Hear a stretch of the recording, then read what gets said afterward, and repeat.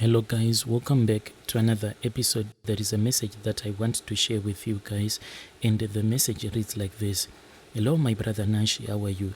Please post my story as hidden identity. Very sorry for my English because I am a French speaking woman. I am a woman who was married. I had 3 kids, 2 boys and 1 girl with my ex-husband.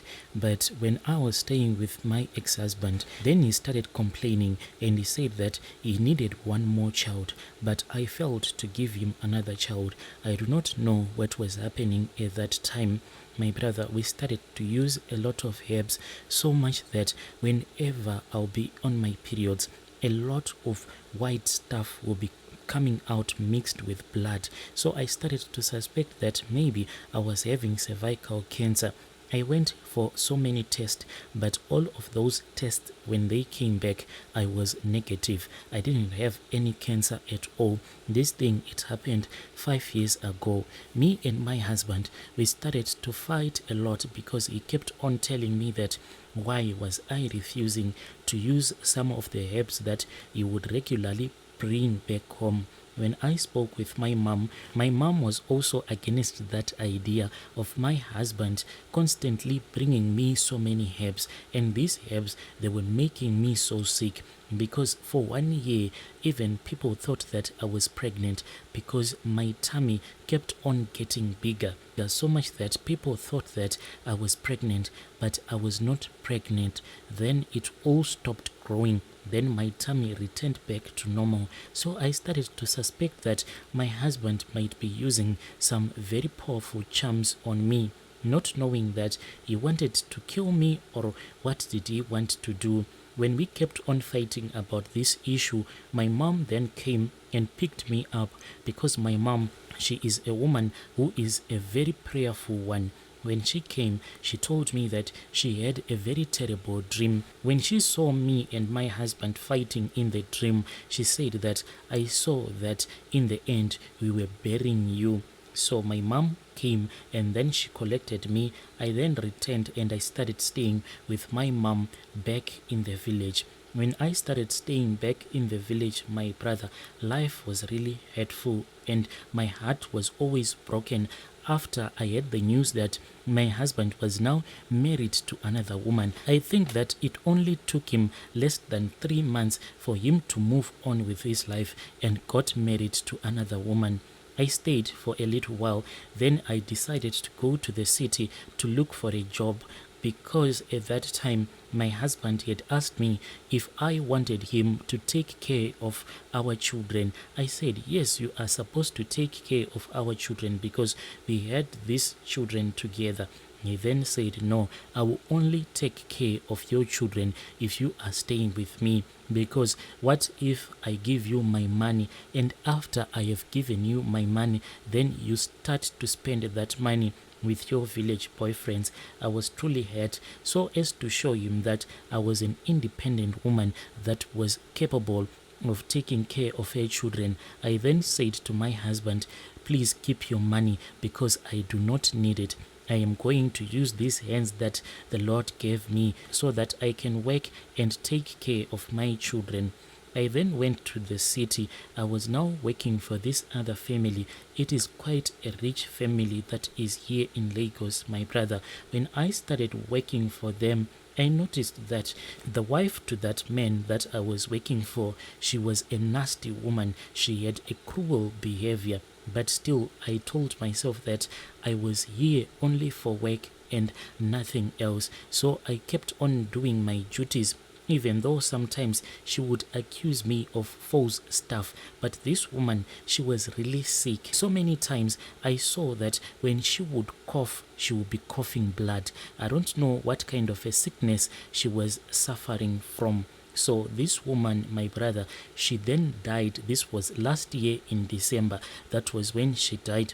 What happened is that they were both involved in a car accident, but she did not die on the spot. It was not even a very big accident. But when they came out of that accident, her husband was not injured. He only suffered from a few bruises. But as for that woman, she suffered from a lot of injuries. She was then taken to the hospital. She was then She was then rushed to the hospital where she recovered.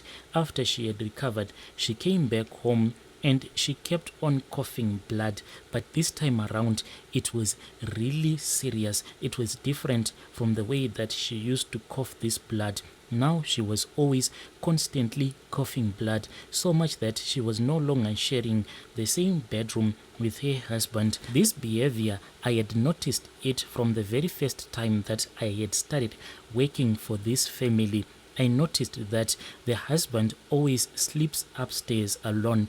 Then downstairs there was another master bedroom. That is where this woman, when she was still alive, was sleeping in. And whenever I would go upstairs so as to clean, that nasty woman will always be following me behind. If you try to move any furniture, she will ask you what you were looking for. When she was still alive, that woman was very difficult, but I kept on doing my job. When that woman had died, the man that I was working for, he then told me that I had to return back to the village because he said that he wanted to be alone, and his children, they wanted to be alone when they will be mourning for their mother. So he gave me some money and I returned back to the village. Then he later called me. But when he called me, my brother, he said something that was quite strange to me. He said, "I miss you. When are you going to come back to work?" I didn't even know how to reply because this man, he was my boss, but now he was saying that he misses me and he was asking me when I was going to return back to the city. One day when I was just sitting with my mom doing nothing, that was when I saw my boss's car. He had driven all the way from the city coming to the village. He said that he had came to pick me up. I did not even have any time to prepare. I came from the city returning back to Lagos without the way that he made me to return back to Lagos. It was in quite a strange way. And the moment that I stepped my feet back in the compound, that man, he held my hand and he said, "Do you want to become the madam of this house?" I was truly terrified, my brother, and I didn't even know what to do anymore. I only stopped working for this man. This was in July when I decided to run with my life. When I allowed this man to have intercourse with me, he then started to do some funny behavior. Sometimes he would drag me to his bedroom. Then he would undress me as if he wants to have intercourse with me. After that, my brother, he would just walk out of the bedroom. Sometimes I would sleep in his bedroom all night long, expecting him to return back so that we can sleep together in the bed. And the other thing that made me to run away from this great opportunity, even though the man was paying me a lot of money, the man kept on forcing me to have intercourse with him on the same bed that he used to sleep with his late wife.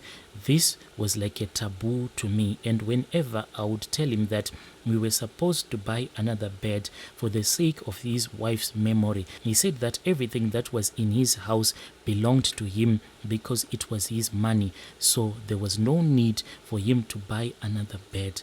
One day, my brother, I lied to him that I was returning back to the village. My mom, I had already informed her. I had told her that I was involved in this relationship with my boss, even though she was against that idea. But I said that I didn't have a choice because if I was going to get out of the relationship, maybe this man was going to fire me. After I had told my mom, she always encouraged me to look for another work opportunity. I am still currently working as a maid here in Lagos, but I am working for another family.